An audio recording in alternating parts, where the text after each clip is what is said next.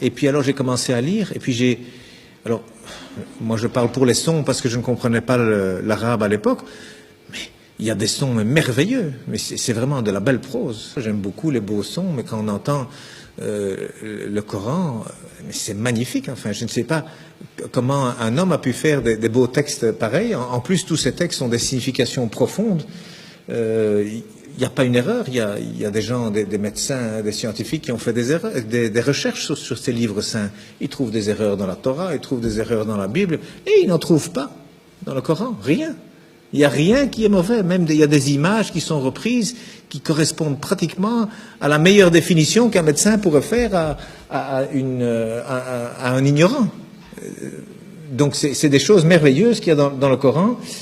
Et en plus, moi j'ai découvert récemment la formule de la beauté, comme on dit, c'est-à-dire qu'aujourd'hui la beauté c'est quelque chose qu'on calcule mathématiquement. Cet angle, il doit être exactement l'angle qui correspond à un rectangle où il y a cette proportion, la beauté mesurée comme on appelle, que d'ailleurs Fibonacci a découvert lorsque les chiffres romains ont été éliminés et remplacés par les chiffres arabes. Alors ils viennent d'Inde en réalité.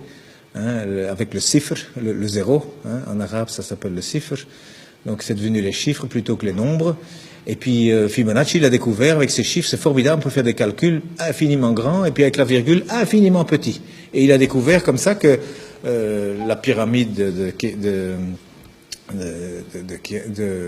Khéops, le Parthénon, enfin tous ces beaux bâtiments, même en Italie, il a découvert qu'il y a toujours la bonne proportion. Même les peintures, il a découvert que toujours c'est au même endroit que doivent se trouver le centre du tableau. C'est pas au centre, non, c'est quelque part 1 sur 1,618. Donc il y a des proportions. Eh bien aujourd'hui on retrouve, la Mecque se retrouve sur la terre aujourd'hui. Lorsque vous avez 1 et 1,618, eh bien cette ligne, elle passe à travers la Mecque, à travers la Kaaba au mètre près. Et la distance entre la Kaaba et le pôle Nord fait 1, et entre la Kaaba et le pôle Sud fait 1,618. Ça veut dire qu'Abraham, il a abandonné sa femme, enfin sa servante Hajar, avec son fils Ismaël. Elle a dit, pourquoi ici? Dieu m'a dit ici. Donc il semble qu'aujourd'hui, c'est par rapport en tout cas, et c'est même lié au village de Greenwich, qui a servi à dessiner la carte de cette terre, parce que le milieu c'est Greenwich.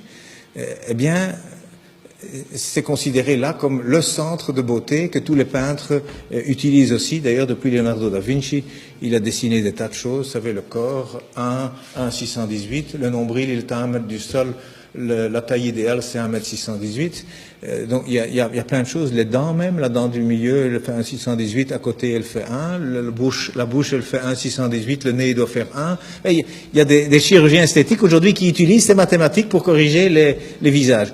Eh bien, il y a un verset qui contient la Mecque dans le Coran.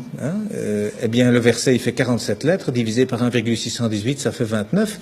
Pile poil le début du mot Mecca. Enfin, c'est un bas de Becca, mais c'est pile poil à cet endroit-là. Donc, je veux dire, quand on découvre des choses comme ça, et il y en a encore dans le Coran, il y a des vérités comme ça mathématiques, on se dit, c'est quoi ça? C'est pas un homme, il n'avait pas d'ordinateur, le prophète, il n'en avait pas, c'est sûr, c'est certain, ça c'est vraiment une vérité, on n'a jamais rien retrouvé d'informatique à l'époque, c'est sûr. Et ça a déjà été testé, à mon avis, 1 million de fois. Ça fait partie de la science exacte. Mais cet homme, d'où est-ce qu'il a cherché ce texte? Il y a plein de choses comme ça. Alors le premier message, d'ailleurs, il faisait 19 mots. Le premier message faisait 19 mots, Bismillahirrahmanirrahim, fait 19 lettres. Il y a 6 fois 19 sourates, il y a 142 fois 19 le mot Dieu dans le Coran, il y a 3 fois 19 fois le miséricordieux dans le Coran. Ce chiffre 19 dans le Coran, c'est aussi quelque chose d'incroyable. Mais donc le premier message, c'était, voilà, informez-vous. Au lieu d'interpréter, d'abord le savoir. D'abord savoir de quoi on parle. Et le dernier message du prophète, dont on dit qu'il est mauvais pour les femmes, eh bien, il a dit, soignez vos femmes, et pour la prière, ne l'abandonnez pas. Alors, moi je dis, une religion où le premier message et le dernier message sont ainsi, je ne vois pas très bien ce qu'on doit craindre.